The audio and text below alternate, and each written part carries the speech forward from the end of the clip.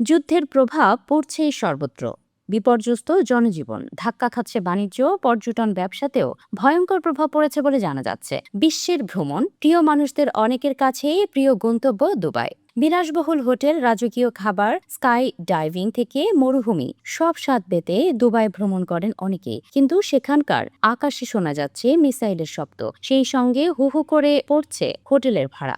5 তারা সব হোটেলের ভাড়া যেভাবে পড়েছে তা অবাক করার মতো। নতুন বুকিংও আসছে না তেমন। গত সপ্তাহে বুকিং এর হার নেমেছে 20%, আর চলতি সপ্তাহে সেটা নামলো আরো। বিভিন্ন সংবাদ মাধ্যমে প্রকাশিত তথ্য বলছে কোনো বিলাসবহুল হোটেলের ভাড়া 1/3 নেমেছে। স্থানীয় মুদ্রায় 5 পাম জুমেইরা নামে এক লাক্সারি রিসোর্টের একটি ঘরের ভাড়া থাকে 1000 দিরহাম, সেটা কমে হয়েছে 349 দিরহাম। ওই টাকাতেই হোটেল রুমের পাশাপাশি স্পা পরিষেবা, খাবার সবই পাওয়া যাবে। তাজ জুমেইরার মতো 5 তারা হোটেলের ভাড়া লাগছে মাত্র 7219 টাকা, সঙ্গে 2124 টাকা ট্যাক্স।